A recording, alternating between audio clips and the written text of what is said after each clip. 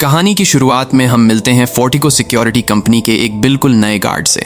नाम है एच। देखने में सीधा सादा, सर पर बालों का नामो निशान तक नहीं, यानी पूरा चमकता हुआ अंडा लिए हुए एक शख्स। पहली नजर में कोई भी उसे देखकर यही सोचेगा कि यह बंदा बस अपनी नौकरी करने आया है, न ज्यादा तेज न ज्यादा एक्टिव। लेकिन असल में इस टकले के अंदर जो छुपा हुआ था उसका अंदाजा किसी को नहीं था। कंपनी ज्वाइन करते ही एच अपनी ट्रेनिंग शुरू करता है। शूटिंग रेंज पर जब उसकी बारी आती है तो वो जानबूझकर सिर्फ इतने ही निशाने लगाता है जितने एक औसत गार्ड लगा सकता है, न ज्यादा परफेक्ट न ज्यादा कमजोर। ट्रेनर उसे देखकर बस इतना ही सोचता है कि चलो एक और ठीक ठाक गार्ड मिल गया, मगर दरअसल एच जानबूझकर अपनी असली काबिलियत को छुपा रहा था, जैसे वो यहाँ नौकरी करने नहीं बल्कि किसी और ही मकसद से घुसा हो। कुछ ही दिनों बाद एच की पहली असली फील्ड ड्यूटी लगती है। एक कैश से भरी आर्मर्ड वैन में उसका पार्टनर होता है कैप्टन, एक अनुभवी गार्ड जो सालों से यही काम करता आ रहा है। वैन शहर की सुनसान सड़कों से गुजर रही होती है कि अचानक रास्ते में कुछ बैरिकेड्स नजर आते हैं। कैप्टन गाड़ी धीमी करता है, यह सोचकर कि शायद कोई सड़क का काम चल रहा है, मगर अगले ही पल कुछ नकाबपोश हमलावर हथियारों के साथ वैन को घेर लेते हैं। एक लुटेरा बंदूक तानकर कैप्टन की खिड़की पर दस्तक देता है और चिल्लाकर हुक्म देता है कि जल्दी से पिछला दरवाजा खोलो और सारा कैश बैग में भरकर उनकी गाड़ी में फेंक दो। कैप्टन का चेहरा डर से पीला पड़ जाता है, उसके हाथ कांपने लगते हैं। लेकिन उसके बगल में बैठा एच बिल्कुल शांत रहता है, जैसे यह सब उसके लिए किसी रोज की मामूली बात हो। न उसकी सांसें तेज होती हैं, न उसकी नजरों में कोई घबराहट आती है। एच बिना किसी हड़बड़ी के गाड़ी से उतरता है और पिछला दरवाजा खोल देता है। एक एक करके वो कैश से भरे बैग निकालकर लुटेरों की गाड़ी में फेंकने लगता है, मगर इसी बीच वो एक चालाकी खेलता है। एक बैग को गाड़ी के अंदर फेंकने की बजाय वो उसे नीचे जमीन पर गिरा देता है, यह सोचकर कि शायद किसी का ध्यान न जाए। मगर गाड़ी में बैठा लुटेरों का लीडर एकदम तेज नजर वाला निकलता है। वो तुरंत भांप लेता है कि यह टकला कुछ गड़बड़ कर रहा है और खिड़की से चिल्लाकर धमकी देता है कि अगर दोबारा जरा भी चालाकी की तो पूरी गाड़ी को बम से उड़ा देगा। लुटेरों का एक साथी वो गिरा हुआ बैग उठाने के लिए गाड़ी से बाहर निकलता है और बस यहीं से शुरू होता है असली खेल। जैसे ही वो आदमी बैग के पास पहुंचता है, हमारा चमकता हुआ अंडा अचानक बिजली की रफ्तार से हरकत में आ जाता है। एक ही झटके में वो उसे ढेर कर देता है। एच गाड़ी की तरफ बढ़ता है और एक एक करके अंदर बैठे बाकी लुटेरों को भी निपटाना शुरू कर देता है। एक लुटेरा डर के मारे अपनी जान बचाकर वहां से भागने की कोशिश करता है, लेकिन एच उसका पीछा करता है और उसके पैर पर सटीक निशाना लगाकर गोली मार देता है। वो आदमी दर्द से चिल्लाते हुए जमीन पर लंगड़ा कर गिर जाता है। एच धीरे धीरे उसके पास पहुंचता है और शांत आवाज में पूछता है, किसके लिए काम करते हो? वो आदमी दर्द के बावजूद अकड़ दिखाते हुए कहता है कि तू मुझे गोली नहीं मार सकता। यह सुनते ही एच बिना एक पल गंवाए अपनी बंदूक उठाता है और सीधा उसके सर के आर पार गोली उतार देता है। पीछे से आ रहे दोनों उसके दोस्त पूरा मंजर देखकर सन्न रह जाते हैं। उनकी आंखें फटी की फटी रह जाती हैं। उन्हें बिल्कुल यकीन नहीं होता कि एक मामूली सा दिखने वाला टकला गार्ड इतना खतरनाक भी हो सकता है। लाशों के बीच से गुजरते हुए एच धीरे धीरे झुककर मारे गए हमलावरों के चेहरों से नकाब हटाना शुरू करता है, जैसे किसी खास चेहरे को ढूंढ रहा हो। मगर एक एक करके हर नकाब हटाने के बाद भी वो चेहरा उसे नहीं मिलता जिसे वो असल में ढूंढ रहा था। इस घटना के कुछ ही घंटों बाद पूरे शहर में यह खबर आग की तरह फैल जाती है। पुलिस अधिकारी और कंपनी के सीनियर्स एच को पूछताछ के लिए तलब कर लेते हैं। हर कोई सिर्फ एक ही सवाल पूछना चाहता है, आखिर एक नया नया भर्ती हुआ गार्ड अकेले पूरे हथियारबंद गैंग को इतनी आसानी से कैसे ढेर कर सकता है? लेकिन पूछताछ के दौरान एच हर बार एक ही ठंडा जवाब देता रहता है। उस दिन बस उसकी किस्मत जाग गई थी। असल सच्चाई कुछ और ही थी, जो अभी तक किसी को पता नहीं थी। यहाँ से कहानी हमें कुछ महीने पीछे ले जाती है, उस दिन तक जब एच की जिंदगी हमेशा के लिए बदल गई थी। उस दिन एच अपने बेटे क्रिस्टोफर के साथ गाड़ी में कहीं जा रहा होता है। दोनों के बीच हल्की फुल्की बातचीत चल रही होती है। बाप बेटे का एक बिल्कुल आम सा दिन। रास्ते में एक जगह क्रिस्टोफर की नज़र सड़क किनारे लगे एक पैनकेक स्टॉल पर पड़ती है और उसका मन खाने का हो जाता है। एच मुस्कुराते हुए गाड़ी रोकता है और कहता है कि वो अभी लेकर आता है। उसे बिल्कुल अंदाजा नहीं था कि यह चंद मिनटों का फैसला उसकी पूरी जिंदगी को हमेशा के लिए तोड़ देने वाला है। एच गाड़ी से उतरकर स्टॉल की तरफ चला जाता है और अपने ऑर्डर का इंतजार करने लगता है। वहीं दूसरी तरफ कुछ ही दूरी पर एक कैश वैन का रास्ता रोका जाता है। ऊपर से देखने में सब कुछ एक आम सड़क मरम्मत के काम जैसा लगता है। बैरिकेड्स लगे होते हैं, कुछ लोग काम करते हुए नजर आते हैं, मगर दरअसल यह पूरी तरह से पहले से तैयार की गई एक साजिश थी। जैसे ही वैन उस जगह के पास पहुंचती है, नकाबपोश हमलावर अचानक हमला बोल देते हैं। कटर की मदद से वैन का दरवाजा काटा जाता है और अंदर बैठे गार्ड्स को बंदूक के दम पर जमीन पर लिटा दिया जाता है। इसी अफरा तफरी के बीच एक हमलावर की नजर पास खड़ी गाड़ी में बैठे क्रिस्टोफर पर पड़ जाती है, जो खिड़की से यह पूरा मंजर अपनी आंखों से देख रहा होता है। बस यही वो लम्हा था जिसने आगे सब कुछ बदल दिया। लुटेरा तुरंत गन तान कर उसे गाड़ी से बाहर निकलने का हुक्म देता है। डर के मारे क्रिस्टोफर की सांसें तेज हो जाती हैं और वो कांपते हाथों से तुरंत अपने पापा को कॉल मिलाने की कोशिश करता है, मगर बदकिस्मती से उस वक्त एच का पूरा ध्यान पैनकेक के ऑर्डर में उलझा होता है, इसलिए वो कॉल उस तक पहुंच ही नहीं पाती। मजबूरन क्रिस्टोफर को गाड़ी से बाहर निकलकर जमीन पर लेटना पड़ता है। तभी वहां बंधक बनाए गए गार्ड्स में से एक हिम्मत जुटाकर अपनी छुपी हुई गन निकालता है और पलक झपकते ही एक हमलावर पर टूट पड़ता है, मगर वो उसके सामने ज्यादा देर टिक नहीं पाता। अगले ही पल एक गोली उसका काम वहीं तमाम कर देती है। इसी अफरा तफरी के बीच क्रिस्टोफर एक पल के लिए घबराकर अपना सर उठा लेता है और उसी दौरान उसकी नजर एक लुटेरे के चेहरे पर पड़ जाती है, जिसका नकाब हल्का सा सरक गया होता है। बस यही वो गलती थी जो उसकी जान ले लेती है। वो हमलावर समझ जाता है कि उसकी असली पहचान अब उजागर हो चुकी है और वो पकड़ा जा सकता है।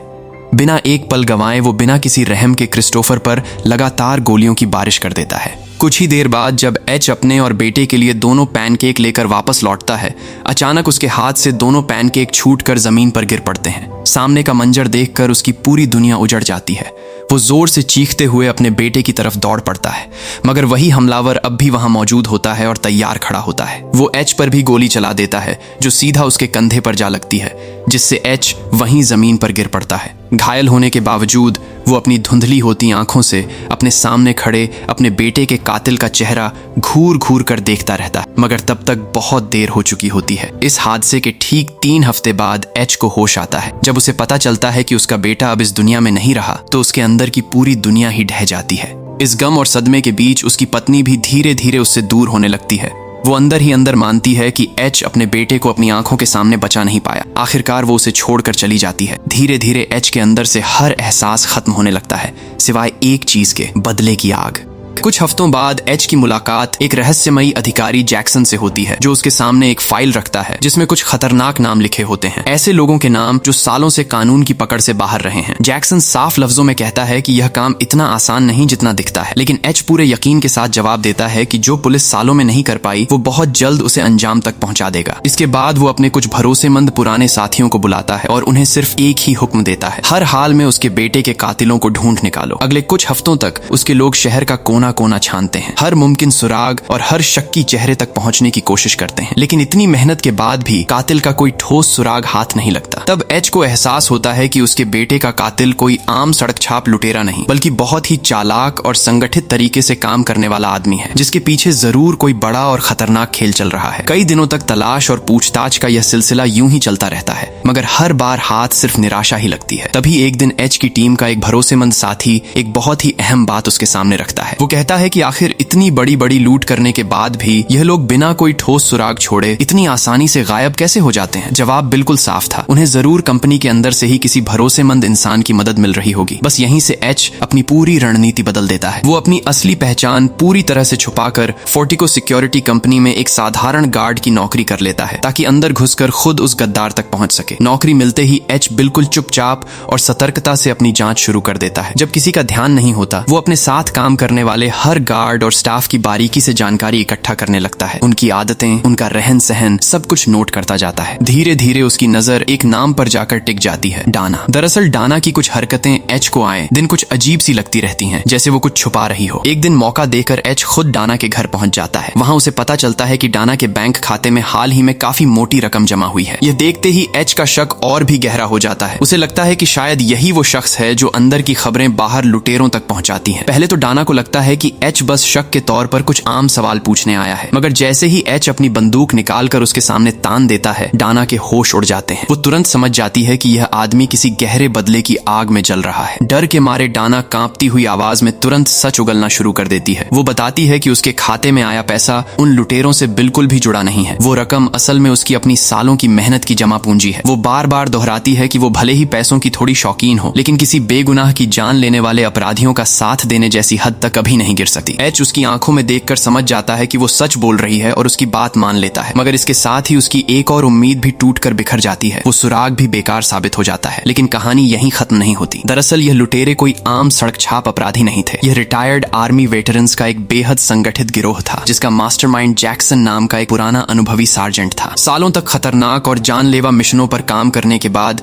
इन्हें एक आम सीधी सादी जिंदगी बिल्कुल रास नहीं आई। इसलिए उन्होंने अपनी सालों की ट्रेनिंग और तजुर्बे का गलत इस्तेमाल करते हुए कैश वैन लूटने का यह खतरनाक सिलसिला शुरू कर दिया। पहली ही लूट में उनके हाथ इतना ज्यादा पैसा लग जाता है जितना वो सालों की नौकरी में भी शायद न कमा पाते। उसी दिन के बाद उन्हें समझ आ जाता है कि यह खेल जितना खतरनाक है उतना ही मुनाफे वाला भी है, और यही लालच धीरे धीरे उन्हें उस रास्ते पर ले जाता है जहां से वापस लौटना अब नामुमकिन हो चुका था, क्योंकि अब उनका असली और सबसे बड़ा निशाना कोई आम कैश वैन नहीं बल्कि फोर्टिको का मुख्य कैश डिपो था। उधर एच एक बार फिर अपनी रोज की ड्यूटी पर निकलता है। तभी अचानक उनका सामना एक बार फिर उन्हीं हथियारबंद अपराधियों से हो जाता है। हमलावर वैन को चारों तरफ से घेर लेते हैं और अंदर बैठे सबको बाहर निकलने पर मजबूर कर देते हैं। बाकी सब गार्ड्स डर के मारे कांप रहे होते हैं, मगर एच का चेहरा पूरी तरह शांत और बेफिक्र नजर आता है। जैसे ही वो धीरे धीरे गाड़ी से बाहर निकलता है, सामने खड़े लुटेरों की नजर उस पर पड़ती है, और अगले ही पल कुछ ऐसा होता है जिसकी किसी को रत्ती भर भी उम्मीद नहीं थी। अभी तक बड़े आराम और रौब से खड़े गुंडों के चेहरे का रंग एकदम से उड़ जाता है, जैसे उन्होंने सामने कोई भूत देख लिया हो।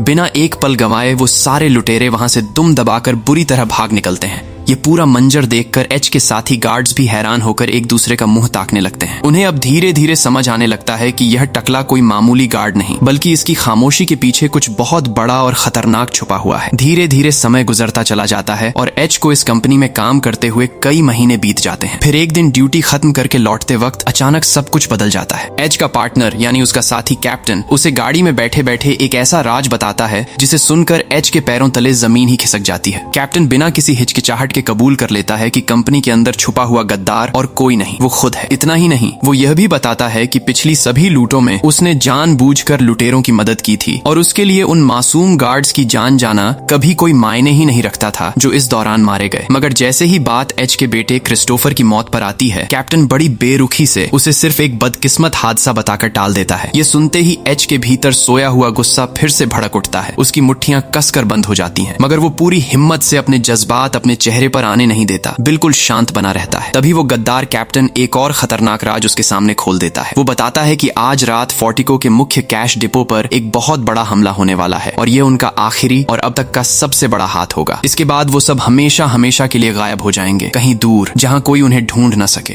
वो एच को भी सीधे धमकी भरे लहजे में इस पूरी साजिश का हिस्सा बनने का हुक्म देता है। एच के दिमाग में एक पल के लिए हलचल मचती है, मगर वो तुरंत समझ जाता है कि अगर उसने अभी जरा भी जल्दबाजी दिखाई तो उसका पूरा बनाया हुआ खेल यहीं बिगड़ सकता है। इसलिए वो खामोशी से बस सिर हिलाकर हामी भर देता है। मगर असल में उसके दिमाग में कुछ बिल्कुल अलग ही चल रहा होता है, क्योंकि अब आखिरकार वो उन्हीं लोगों तक पहुंचने वाला था जिन्हें वो पिछले कई महीनों से बेसब्री से ढूंढ रहा था। रात होते ही योजना शुरू हो जाती है। सबसे पहले गद्दार कैप्टन गाड़ी में लगे सारे कैमरे बंद कर देता है ताकि उनकी किसी भी हरकत पर हेडक्वार्टर से कोई नजर न रख सके। इसके बाद वैन को एक बिल्कुल सुनसान बेसमेंट की तरफ मोड़ दिया जाता है। पीछे हेडक्वार्टर में बैठे लोगों को थोड़ा सा शक जरूर होता है, लेकिन कैप्टन उन्हें सिस्टम में मामूली खराबी बताकर आसानी से टाल देता है। क्योंकि उस वक्त वैन खाली दिख रही होती है, इसलिए किसी को ज्यादा शक नहीं होता। मगर उन्हें क्या पता था कि असली खतरनाक खेल तो पहले से ही शुरू हो चुका था। एक और गाड़ी वहां दाखिल होती है। उसमें से कई नकाबपोश और भारी हथियारों से लैस लुटेरे बाहर निकलते हैं, जो आज रात की सबसे बड़ी डकैती को अंजाम देने आए होते हैं। आते ही वो बिना कुछ कहे एच को एक जोरदार थप्पड़ जड़ देते हैं। पहले तो हमारा टकला भाई सब कुछ बिल्कुल चुपचाप सह लेता है, मगर उन बेचारे लुटेरों को जरा भी अंदाजा नहीं था कि आगे चलकर यही उसका चमकता हुआ अंडा उनकी जिंदगी की सबसे बड़ी आफत बनने वाला है। लुटेरे जल्दी जल्दी अपना सारा सामान वैन में भरते हैं और एक एक करके सब पीछे कैश वैन के अंदर छुप जाते हैं। गाड़ी दोबारा से कंपनी के मेन डिपो की तरफ बढ़ने लगती है, जहां सब लुटेरे अपनी असली धुलाई करने वाले होते हैं। जैसे ही वैन डिपो के अंदर पहुंचती है, मौका मिलते ही सारे लुटेरे बिजली की रफ्तार से बाहर निकल आते हैं। देखते ही देखते वो पूरा का पूरा डिपो अपने कब्जे में ले लेते हैं। वहां मौजूद कर्मचारी और गार्ड्स को समझ ही नहीं आता कि इतनी बड़ी चूक आखिर कैसे हो गई। सबसे पहले लुटेरे सारे कर्मचारियों को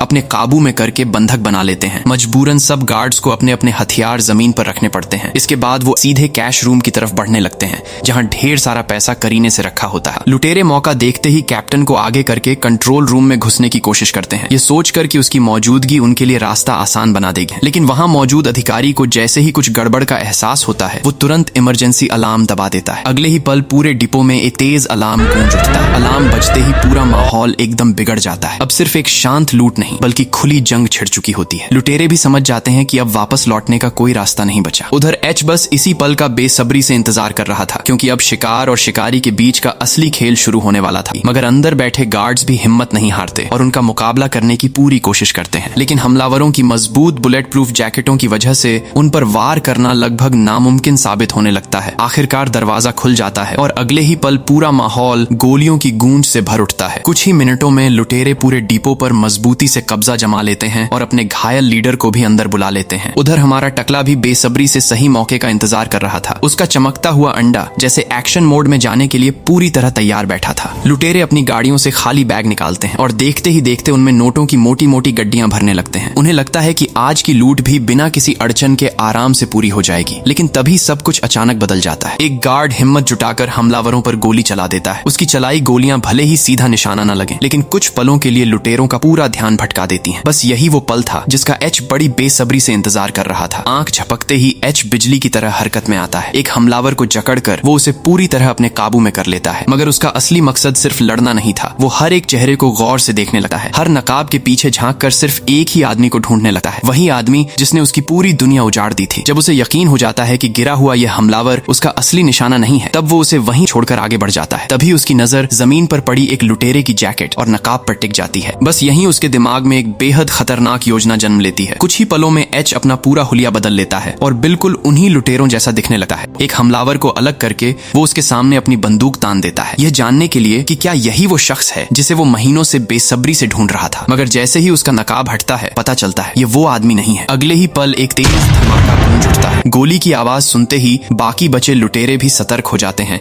और पूरे डिपो में एक बार फिर शिकार और शिकारी का खतरनाक खेल शुरू हो जाता है। एच बड़ी चालाकी से अपना फोन निकालकर चुपचाप उन लुटेरों के कैश बैग में छुपा देता है, ताकि बाद में उन्हें ट्रैक किया जा सके। इसी बीच एक गार्ड मौका मिलते ही एक हमलावर पर गोली चला देता है, मगर उस लुटेरे को कोई फर्क नहीं पड़ता, क्योंकि उसने पहले से ही मजबूत बुलेट प्रूफ जैकेट पहन रखी होती है। अगले ही पल वो पलटकर उस गार्ड पर गोली दाग देता है, जिससे वो गार्ड वहीं ढेर हो जाता है। एच तुरंत अपनी जगह बदलकर सीधे उस लुटेरे के सामने आ खड़ा होता है। लुटेरा उस पर भी गोली चलाता है, मगर खुशकिस्मती से एच ने भी बुलेट प्रूफ जैकेट पहन रखी होती है। वो बिना एक पल गंवाए पलटकर वार करता है, मगर तभी पता चलता है कि उसकी बंदूक की गोलियां खत्म हो चुकी हैं। दोनों के बीच जोरदार हाथापाई शुरू हो जाती है। सामने वाला लुटेरा भी कोई कच्चा खिलाड़ी नहीं निकलता, वो एच को भी बराबर की टक्कर देता है। इसी बीच एच के साथियों ने पहले ही मदद के लिए संदेश भेज दिया होता है और पूरी पुलिस फोर्स तेजी से उनकी तरफ बढ़ रही होती है। हाथापाई के दौरान अचानक एच की टांग में गोली लग जाती है। तेज दर्द के बावजूद वो हार मानने को तैयार नहीं होता। वो जोर लगाकर दुश्मन का हाथ मोड़ता है और उसकी अपनी बंदूक सीधे उसी पर तान देता है, मगर जैसे ही वो ट्रिगर दबाता है, पता चलता है कि उसमें भी गोलियां खत्म हो चुकी हैं। वो झट से अपना चाकू बाहर निकालकर उसकी गर्दन में घोंप देता है। लगातार लड़ते लड़ते हमारा टकला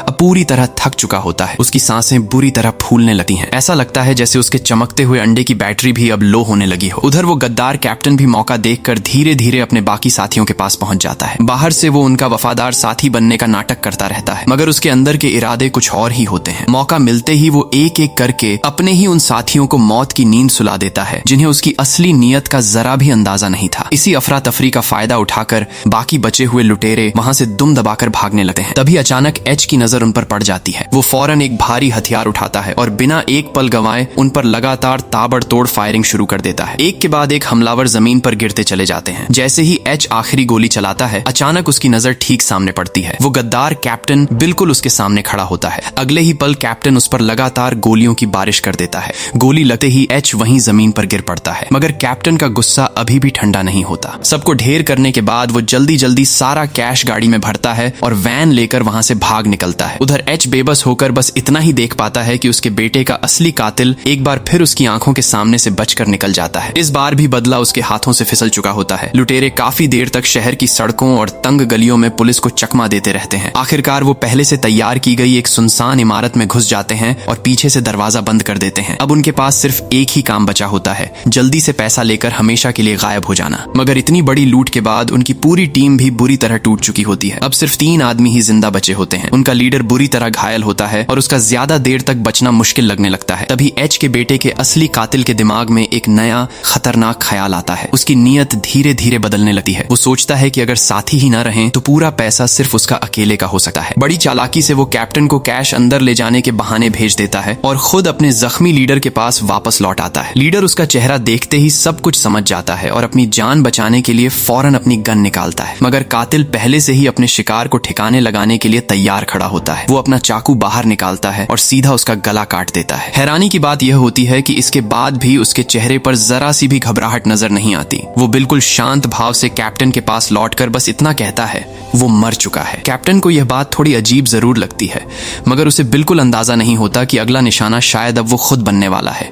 दोनों मिलकर सारा कैश एक गाड़ी पर लाते हैं और डिपो के नीचे बनी एक गुप्त सुरंग के रास्ते वहां से भाग निकलते हैं। सुरक्षित जगह पहुंचकर वो नोटों से भरे बैग अपनी गाड़ी में रखते हैं। कातिल जैसे ही गेट का दरवाजा खोलने के लिए आगे बढ़ता है, ठीक उसी वक्त पीछे से कैप्टन चुपके से अपनी बंदूक निकाल लेता है। शायद वो भी पूरा पैसा अकेला हड़पना चाहता है, मगर वो एक बात भूल जाता है, सामने खड़ा आदमी उससे भी कहीं ज्यादा खतरनाक है। कैप्टन को संभलने का मौका ही नहीं मिलता। आंख झपकते ही गोली चलती है और वो जमीन पर गिरकर ढेर हो जाता है। अब पूरे पैसों पर सिर्फ एक ही आदमी का हक बचता है। घर पहुंचते ही वो राहत की सांस लेता है। आखिरकार पूरा बैंक अकेले उसके पास आ चुका होता है। तभी अचानक एक फोन की घंटी बजती है। वो हैरान होकर इधर उधर देखता है। आवाज कैश से भरे उसी बैग के अंदर से आ रही होती है जिसमें एच ने लड़ाई के दौरान चुपके से अपना फोन छुपा दिया था।